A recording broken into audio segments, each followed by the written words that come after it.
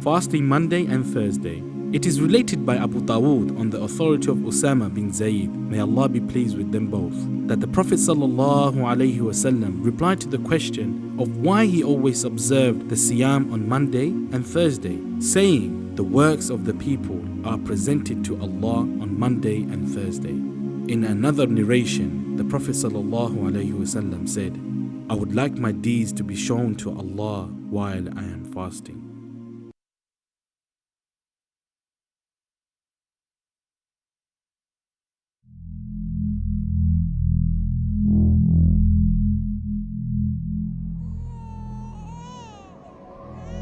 The scene is a barren desert at a valley with no plant. Such an amazing story of giving.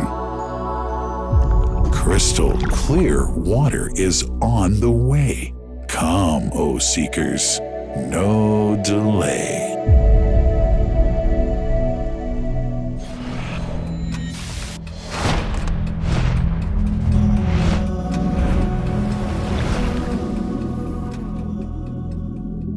What's the story of Zamzam, the great divine miracle?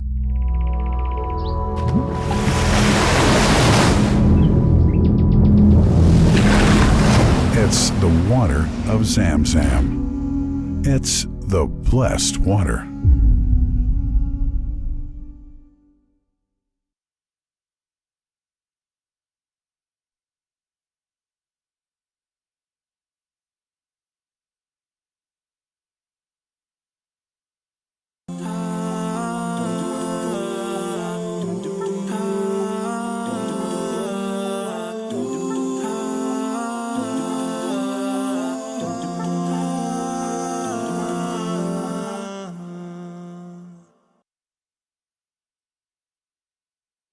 TV, mister.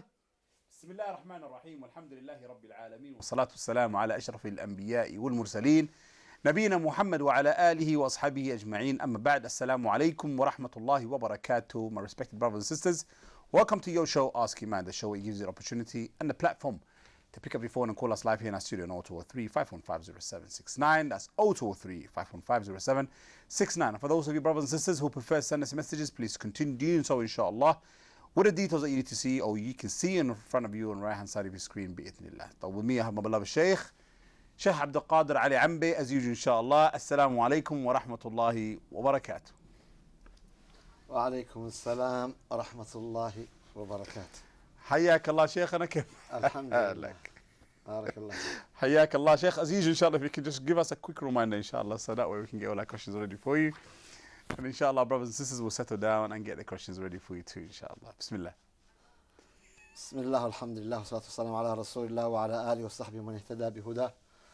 يا أيها الذين آمنوا اتقوا الله حق تقاته ولا تموتن إلا وأنتم مسلمون. يا أيها الذين آمنوا اتقوا الله وقولوا قولا سديدا يصلح لكم أعمالكم ويغفر لكم ذنوبكم ومن يطع الله ورسوله فقد فاز فوزا عظيما. Respected brothers and sisters, as we've been talking about the Hajj, our reminder is going to be also regarding this matter about the Hajj. It is very important that inshallah all of us, as we said, who are going for Hajj, to purify themselves before the time. To purify themselves before the time. Purify their wealth, purify everything that they can take with them, inshallah tabarak wa ta'ala. Because we need to come back, inshallah, from the Hajj, the day, like the day that we came out from our mother's womb, inshallah tabarak wa ta'ala. And my advice to myself and to all my brothers and sisters is not only for Hajj, also in every aspect of our life, that we purify our wealth, and we purify our hearts, and we purify ourselves to be better Muslims, inshallah tabarak wa ta'ala. Wa jazakumullahu khair. Barakallahu feek, Shaykhana. Inshallah, we're going to start with WhatsApp questions, inshallah. So the first question we have here Assalamu alaikum wa rahmatullahi wa barakatuh. How will we cross the bridge on the day of judgment? And what happens to the good people? Allahu Akbar. That question is very serious because, subhanallah, the Sirat, our Prophet ﷺ has explained that it's a bridge on Jahannam. And each and every one of us is going to pass that bridge. And each one and every one of us is going to pass that bridge according to his actions, according to his deeds. Some of us, as Rasul said, they're going to pass like blink of eye. Some of us, they will pass like the fastest horse. Some of us, they will pass like the fastest man. Some of us, they will pass running, walking. And some of us, they will crawl on that. And some of us, may Allah Ta'ala protect us, they will have some snatches, but at the end they will make it through. And some of us, may Allah Ta'ala save us and protect us, the kalabib of Jahannam, which is metal pieces like the ones we use it for the boats, will knock them down from that bridge. They will knock them down from that bridge. Subhanallah. But as we said, the good people, inshallah, regardless of their levels, they will all pass and they will all go through. And that's why Allah Ta'ala said, وَإِن مِّنكُمْ إِلَّا وَارِدُهَا كَانَ عَلَىٰ رَبِّكَ حَتْمًا مَقْضِيًّا. Each one of you will go through that bridge. And it's a decision that it's been made already by Allah Subhanahu wa Ta'ala, and no way back of it. ثُمَّ نَجِّي الَّذِينَ اتَّقَوْا, and we will save those who are God-fearing, those who have the fear of Allah Subhanahu wa Ta'ala, those who are part of the people of taqwa. Allah will save them from that bridge, and they will go through it without any problems, inshaAllah ta'ala. May Allah Ta'ala make us among those who will go through peacefully. Ameen ya Rabbil Alameen. Barakallahu feek. Shaykhana, next question we have from WhatsApp again. It starts with Assalamu alaikum. Is it permissible to pray or make dua for long life? Or is our length of life something that is decreed? Yes, a person can make dua for long life, but as Imam Ahmad, he used to hate when someone prays for him to have a long life, and he used to always comment that in good. Mm-hmm. In good. And because long life, and if does not necessarily usually means good, good life, isn't it? It does not mean at all. And that's why, and our Prophet ﷺ said in the authentic hadith, the one who wants his life to be eased and his age to be increased, he should be good to his parents. No, he should be to his rahim. Oh, I his parents. Rahim, which is wider than parents. No. No. فَلْيَصِلْ رَحِمَهُ. He should be good to all his kingship. May Allah Ta'ala make it easier for all of us to be good to our all kingships. Barakallahu feek. Ameen, inshallah. Next question we have is Assalamu alaikum, Shaykh. How do we understand the fact that Adam alayhi salam is the father of humanity? SubhanAllah, it is simple. Allah Ta'ala created us from Adam and Eve. No. And we all from all his offspring, and Allah Ta'ala created us from different suns, different colors. No. Simple. So what is the issue in that?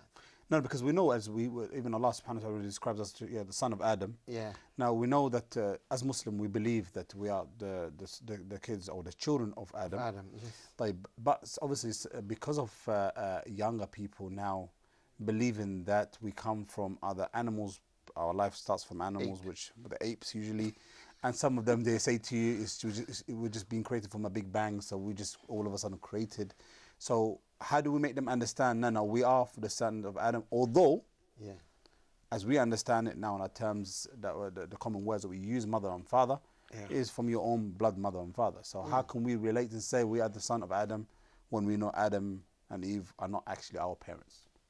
By the way, I'm just elaborating more about that. Yes, it's true, but what they're mixing here, what it looks like the Big Bang, which is how, you know, the other creation has been happened, but the creation of Adam and Eve was different. No. And we are from, all of us, all the humanity. We are not from ape, we are not from other animals, we are not from any of these things that they are saying. No. But subhanallah, Allah Ta'ala created us from Adam and Eve, and He created us different. No.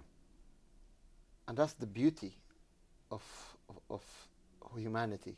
Sure. You find this is red, this is black, this is brown, this is reddish, this is this, and this is the beauty. Sure. Of Allah's creation, subhanahu wa ta'ala. And this is one of the signs which a person should look at, as Allah Ta'ala has mentioned in the Quran. وَمِنْ آيَاتِهِ أَنْ خَلَقَكُمْ وَمِنْ آيَاتِهِ.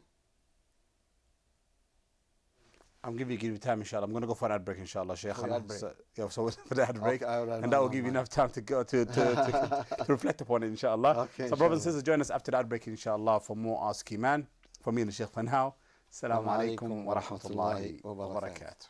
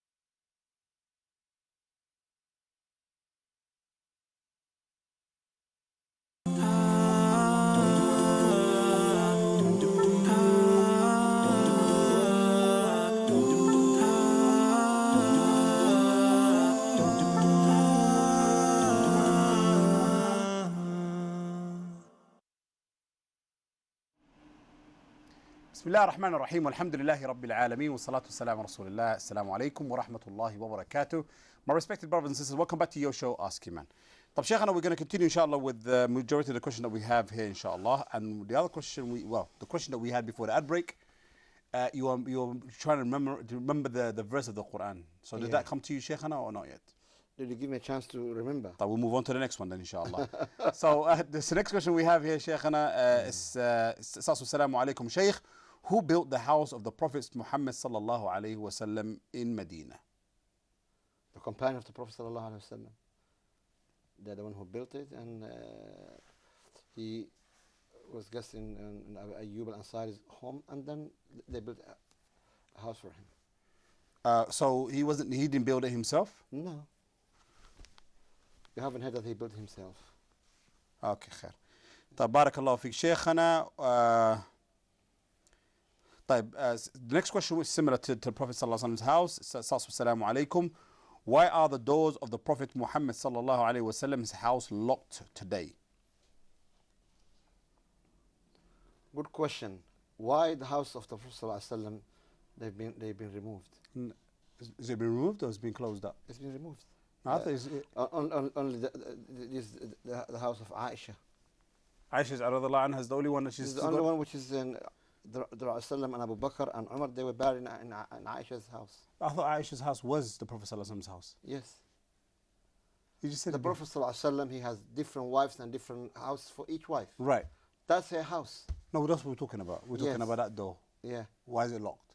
Why is it locked? Yes. They wanted to be open and enter it. Tell them to go and ask Saudi Arabia. يا ابويا طب حبة relax شيخنا relax.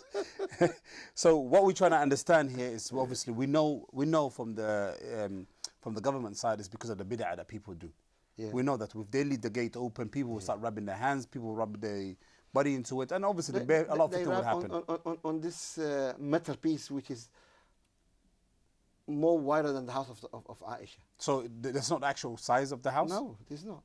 It's not? It's not. Type. And how would people know what the size of the house is? They don't have to know. What's the significance of that? To reflect that the fact that we are blessed to what the size that we're living in. That's a good point, but that's not the case. You know, I'm trying to. I'll come back to you, Shaykh. I know you're trying to avoid it, but I'll come back to you. I'll come back to you. I wish that was the case. Nah, that's not the case. طيب بخير إن شاء الله. Next question we have, Shaykhana, is from YouTube. Assalamu alaikum wa rahmatullahi wa barakatuh. Is there a ruling on how man should dress? I think we've asked this last time, but more of the questions start to come. Good. I think it's based on you, Shaykhana.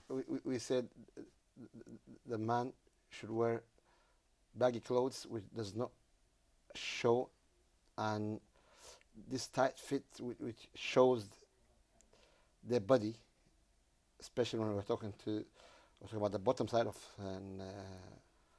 the bed, from the below from the belly button to the knees. It should be baggy enough not to show the figure of your body. No. We should fear Allah subhanahu wa ta'ala in every aspect of our life anyway. Next question from YouTube again. Assalamu alaikum wa rahmatullahi wa barakatuh. I have a family member who wears animal skin. Is it allowed Islamically? Animal skin. Animal skin. I'm assuming animal skin. Well, let's not go outside of the box, because we know that all shoes, all handbags are made. Yeah. Now, let's take it further, one step up here. If they mean that leather coat or something, it's fine. There's nothing wrong. The with leather skin itself and stuff like that, right? Nothing wrong with it. طيب خير إن شاء الله. Next question we have.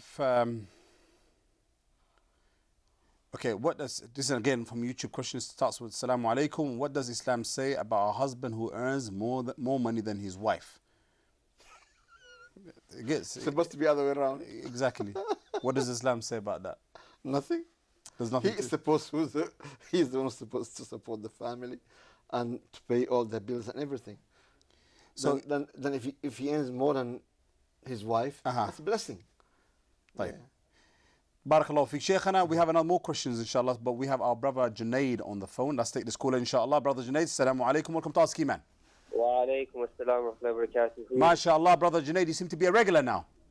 Alhamdulillah. MashaAllah. You're the most regular, mashallah. One of the most, aren't you? Barakallah. Jazakallah khair. Sheikh, I have a question. One question is regarding so in terms of musical instruments. Obviously, I know there's a bit of a difference of opinion on them, but if I was to take that musical instruments are haram, in terms of nasheeds and everything, there's some people who used to do nasheeds, but now they've started to do music. I just want to know if it's fine that when we listen to their nasheeds, even if they've stopped doing nasheeds now and they started doing music, or there's some people who do music, some musical videos, but at the same time they do nasheed videos, but they might follow the opinion that music's halal. That's my that's the question on that. And even for example, also like a side question from that is like, what about if the vocals they sound a bit like music, but it's not music? Because is that with evidence to the Quran and Sunnah? Can you please answer that question? And then also I have a question about, is it haram to eat refined flour, white flour? Because I've read in a hadith that so refined flour, that they asked the Sahaba, did you used to eat white flour? And they said no, the Prophet ﷺ forbade us from eating white flour. What is it? I didn't get the second question. Right, it's 3 questions there. Junaid, Yes. you've hit us with 3 questions all in one.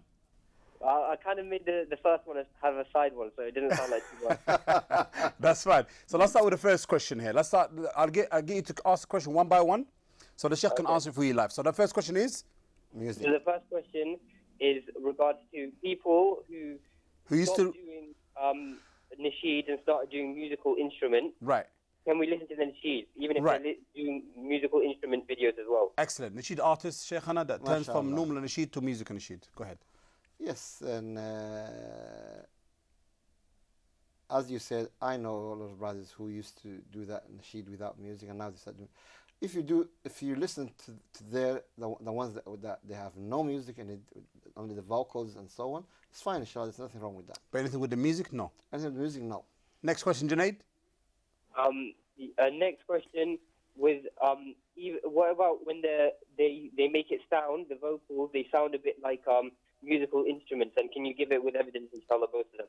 Barakallahu feek. طب in regards to those. If the vocals they sound, and I've seen that with some of the nasheeds, and there's also nothing wrong with that, because as far as they are not musical instruments, But imitating the sound of a music instrument, it is not nice, but I cannot say haram. There's no clear cut that says haram. Yes, I cannot say that. And this is the grey shadow that we call in Islam usually? That's why I prefer a person to avoid it. Right.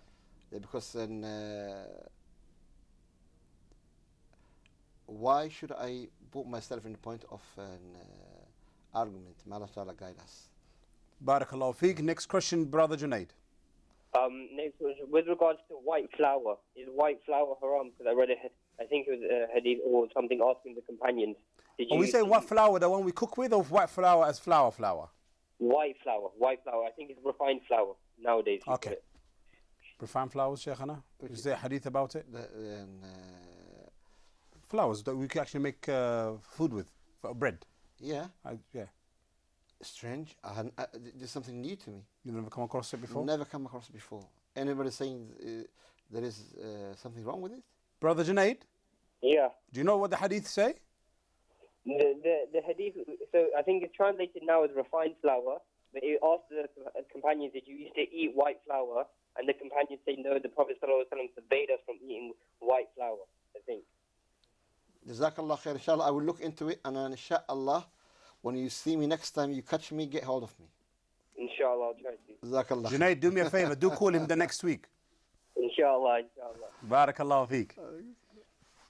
Assalamu alaikum. طب شيخنا, next question we have, Assalamu alaikum wa rahmatullah. Actually, is a homework.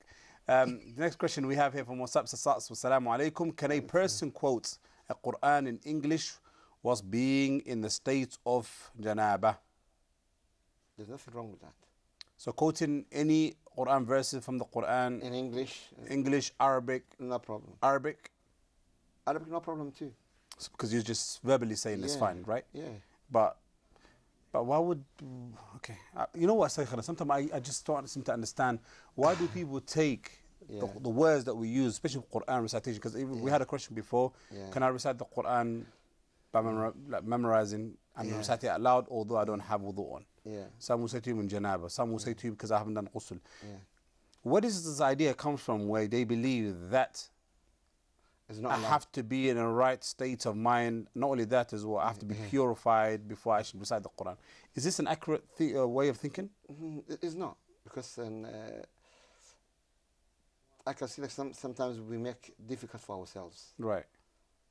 and it's good to ask, because because you need to know. You need to know what you're supposed to do in this situation. No. But then you need to be very careful also, for not like asking anything that you know. It's like I don't want to fall in doubts and so on, and waswasa, Yeah. and then that is going to be a big problem. It will be difficult for you to live like that. May Allah Ta'ala guide us all. Barakallahu fiqh, Shaykhana. Brothers and sisters, please join us after that break, inshallah, for more Ask Eman. So for me and Shaykh for now, Assalamu alaikum wa rahmatullahi wa barakatuh.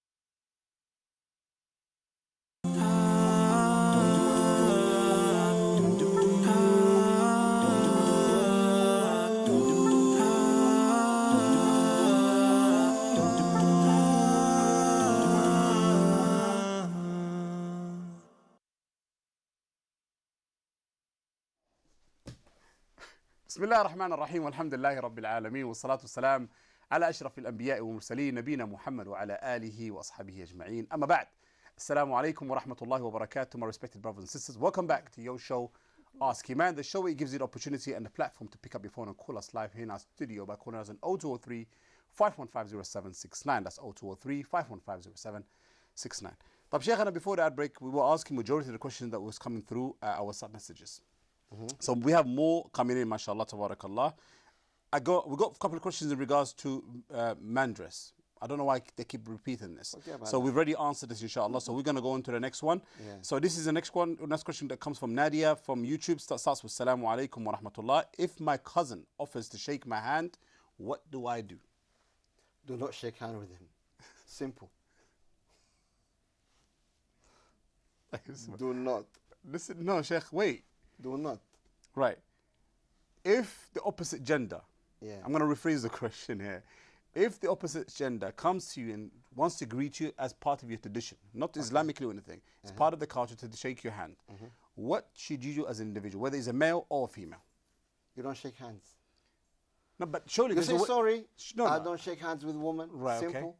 And if you, if my she cousin comes and she says, she puts her hands forward, I tell her sorry, I don't shake hands, طيب. except with my. Is there an Islamic way of greeting Yeah. to brothers and sisters? Verbally. Yeah. No. And Rasulullah, when he was taking the oath, even with the Sallallahu woman, he never shake hands with the woman. He used to just take from the verbal. Mm-hmm. And he warned us that in the hadith to touch the opposite sex No, who is not your maharim, no.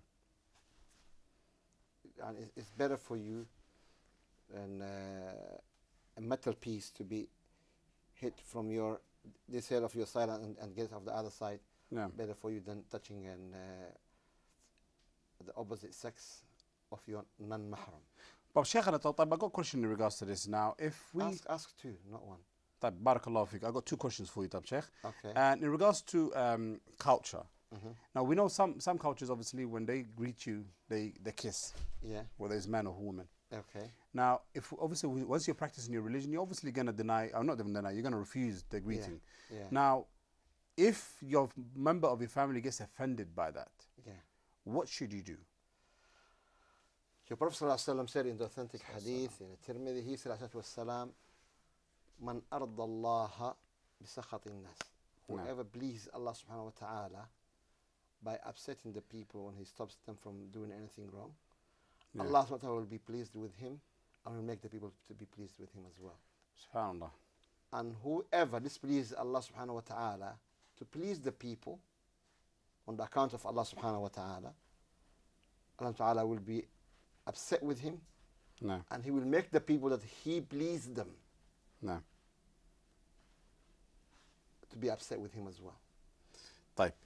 Then it's very important that we please Allah subhanahu wa ta'ala, and Allah subhanahu wa ta'ala will make these people understand. Alhamdulillah, and I have a lot of incidents like that in my life, and you know our culture. Yeah. And alhamdulillah, later on, they understood, and alhamdulillah, there was no problems. Right. But the people, they should understand. Even my own father, may Allah Ta'ala be pleased with him. I mean, And there was some incidents with him and like that, cultural. And then late, the last days of his life, he says, "SubhanAllah, son, we were thinking that you are the crazy one and we are the sensible ones. But after we understood Allah's deen, now we understood that we were the crazy ones and you were the sensible one." subhanallah. SubhanAllah. So they come to Yes. the sense eventually. I understand to know. Allah's deen, subhanahu wa ta'ala. طيب, barakallahu fiqh, Shaykhana. Next question we have. But I mentioned, which is something which is very important. No. Always the gentleness beautifies even the difference of understanding. No. And because I was gentle with my parents and with my family, alhamdulillah, all of them, they understood. But Subhanallah. gentleness is always important. Of course, Yeah. to every aspect. That's right. طيب, Shaykhana, next question we have via WhatsApp, inshallah. Starts with Assalamu alaikum. What is the wisdom of the hijab? And how can we explain it to people? Allahu Akbar. The wisdom of the hijab is to cover the modesty of our sisters and our mothers and to protect them. That's why subhanallah, and the places which is in the hijab is well spread and so on, there's less crime with women. No. Because obviously when the woman covers her body and covers her beauty, then there's less temptation. No. And that's the wisdom behind the hijab. That's why Allah Ta'ala said, قُلْ لِلْمُؤْمِنِينَ يَغُضُّوا مِنْ أَبْصَارِهِمْ وَيَحْفَظُوا فُرُوجَهُم. No. Say the believing men to lower their gaze and to protect their private parts. وَقُلْ لِلْمُؤْمِنَاتِ. Similarly, same way, tell the believing woman No. to lower their gaze and to protect their private parts. No. But Allah Ta'ala add for the woman, وَلَا يُبْدِينَ زِينَتَهُنَّ, and they should not show their beauty. Their beauty. And that's what the hijab does, to protect the woman from showing her beauty to the people who are not entitled to see her beauty. And that's like the way you protect your gold and your valuable and For sure, yeah, yes, items. That's how Allah Ta'ala protect it, because woman is valuable. SubhanAllah. Yeah, it's not for she's not for sale, Sure. and she's not for this aim or that aim or like subhanallah, and we make them cheap Sure. in making it like we are selling them. Mm-hmm. And that's not the way it should be. Woman is more valuable in Allah's eyes, subhanahu wa ta'ala. They are more valuable to be treated like an object for the pleasure of men. No. And that's the wisdom behind the hijab. No.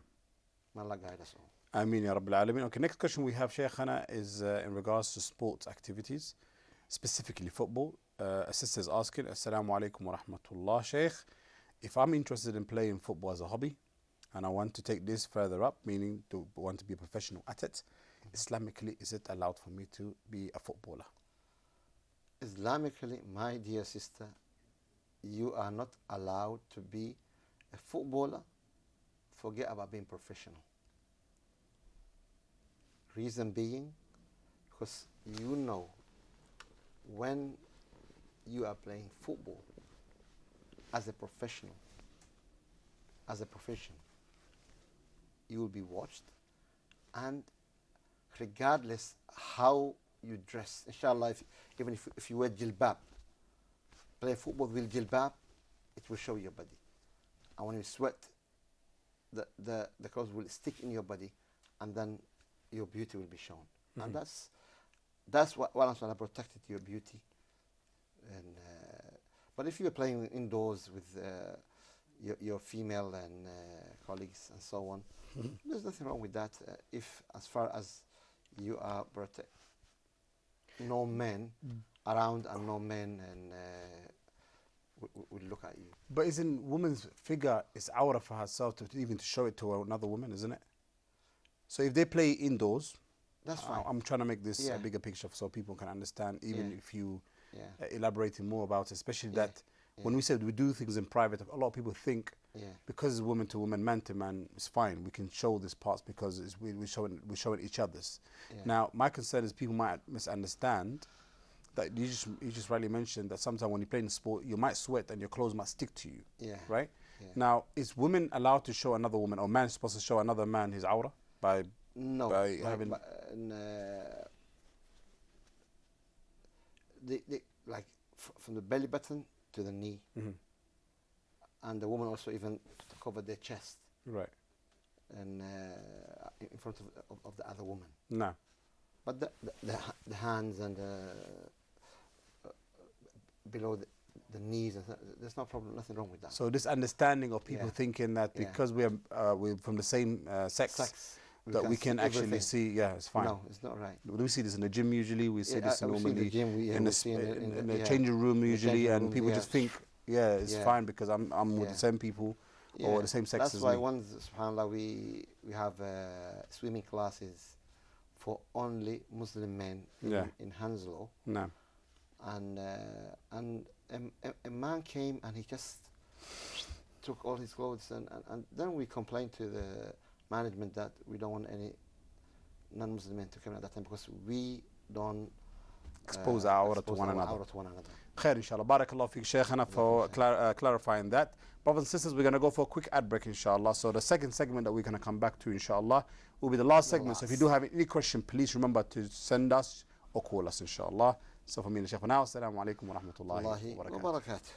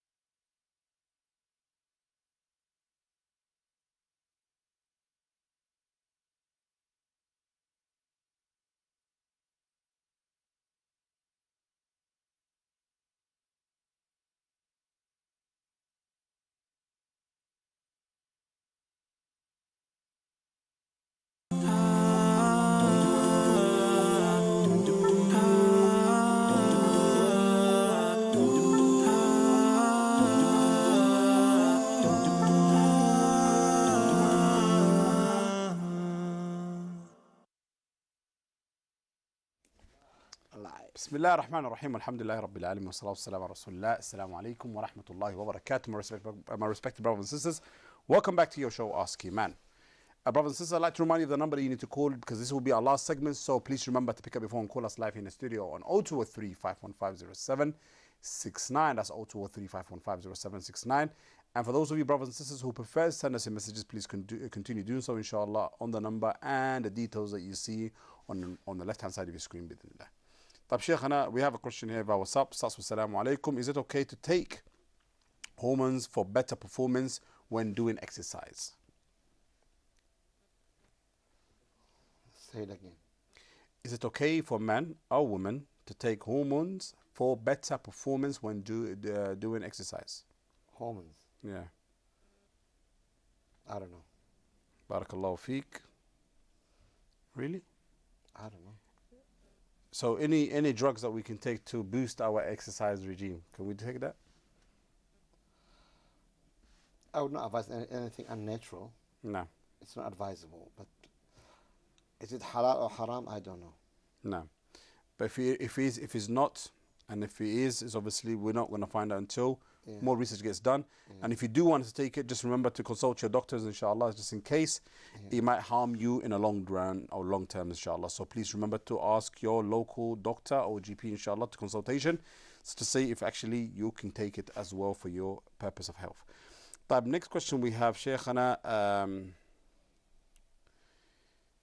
Let's have a look here. I've gone through my questions. This is in regards to socializing with family members. It says, Assalamu alaikum wa rahmatullahi wa barakatuh. If we are all over 15 years old and we still sit down and gather as a family to socialize, are we sinful for doing so? Free mixing needs to be avoided because then all the fitna, it happens because of the free mixing. And our Prophet warned us from that, and he said, do not. He was warning the Sahaba to go into the women by themselves, and and his income wala bud, if it's like you have to for some needs and so on, then take someone with you. No. And the socializing and sitting and chit-chatting and laughing, that's something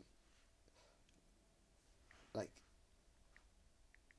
that's what caused the fitna. No. Even with the close families, and we know a lot of incidents happen because of that. No. Then Muslims, they should avoid this kind of free mixing. Men with men, woman with woman. Yeah. When we come together as families, cousins and this, okay. The female cousins in one room and male cousins in one room. Yeah. But mingling with each other is not nice. And Allah knows best. Barakallahu feek. Shaykh, next question we have. Assalamu alaikum, Shaykh. You might be able to answer this question for me. What is the wisdom behind kissing the black stone? It's a sunnah of the Prophet sallallahu alaihi wasallam. And Umar, may Allah be pleased with him, he said, talking to the stone, he said, "O black stone, I know you cannot benefit me, neither harm me. No. But I am kissing you because my Prophet ﷺ kissed you." No. That is the sunnah, to kiss the black stone. And inshallah, whatever any action that Prophet did it and you follow it, you will get the reward for that. And how authentic is it? This is my own question, obviously, not nothing. How authentic is it that the black stone became black, and it's called the black stone? Yeah. When originally the rumors goes that was actually not the black color. It was actually we don't White. even know what color it was. Yes. Was white. Was it white? As Prophet mentioned in the authentic hadith, and what make it black is the sin of the human beings. Subhanallah. Yeah. And subhanallah, I got another question, Shaykh, which I've heard a verse of the Quran today, that Allah subhanahu wa ta'ala, when he was describing the Muslims in the past, that if we go in a battle, Like 100 can actually take easily 1,000, Yeah. and if it's 200, can easily take 2,000. Yeah. And then Allah subhanahu wa ta'ala described us saying, I know there's weakness in mankind. Yeah.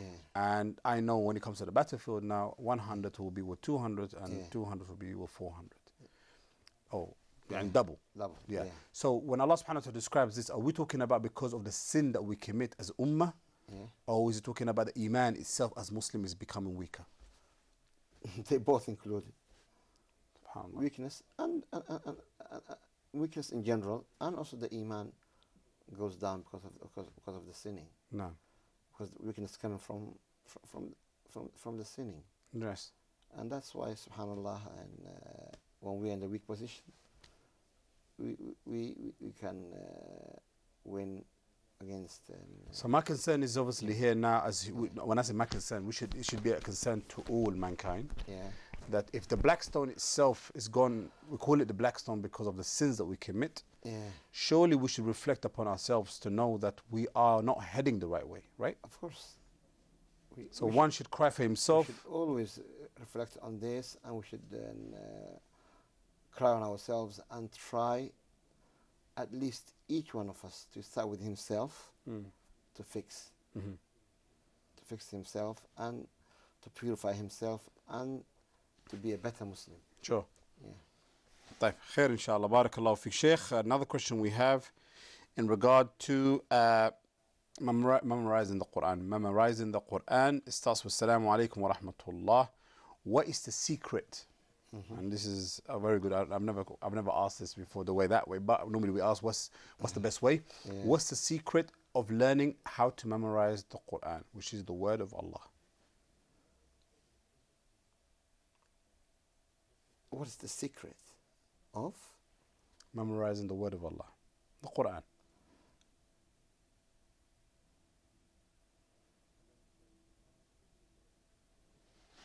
I don't understand what.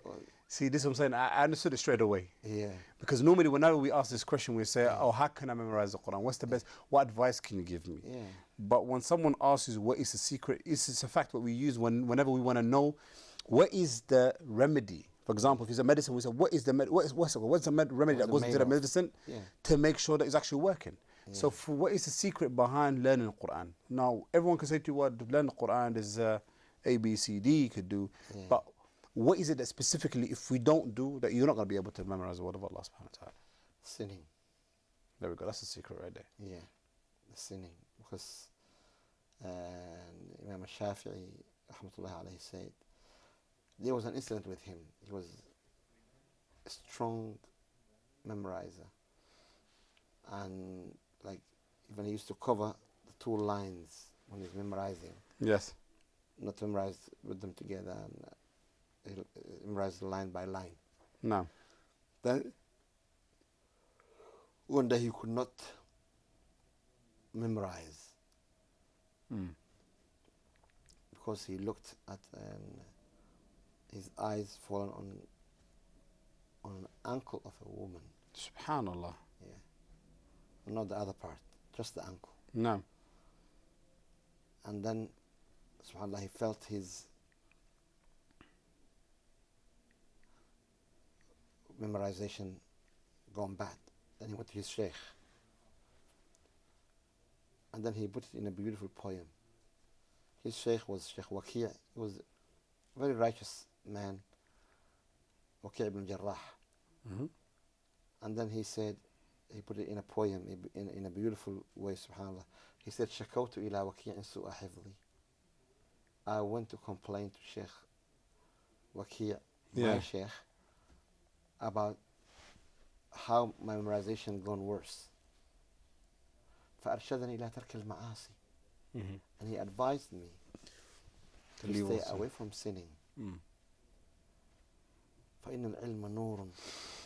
Because the knowledge is light. No. ونور الله لا يهدى لعاصٍ. And the light of Allah subhanahu wa ta'ala, it's not appropriate to be given to a sinner. Subhanallah. Yeah, to a sinner. Then he should, if you want to memorize the Quran, stay away from sinning, Allah will make it easier for you. There we go. The key, the secret key has actually been given today. Yeah. Next question, inshallah. So we have a caller, inshallah, Shaykhana. Let's take this, inshallah. Assalamu alaikum. Welcome to Ask Eman. Hello, assalamu alaikum. Wa alaikum assalam. You are live on Ask Eman, sister. What's your question? Yes, I just want to ask about performing salah when you're on the plane. So, I want to give an example. No. If you leave midday, for example, you've got a 7-hour flight. So you leave just before Dhuhr, and then you've got a 7-hour flight. By the time you get to your destination, it's like midnight in the country that you land. Yeah. How do we perform the salah while on the plane, and then when we touch down? Sure. We'll get the answer for you, inshallah, sister. But forgive us, inshallah. Because of the time, inshallah, as you all know now, we're going to be closing the show. So please remember that question, inshallah, will be asked or will be answered tomorrow. So Brother Ibrahim Atubi will be asking the question on your behalf. And inshallah, whoever Shaykh that we're going to have as a guest will be able to answer it for you. So please join us tomorrow for more Ask Eman. For me and the Shaykh for now. Till next time, Assalamu alaikum wa rahmatullahi wa barakatuh.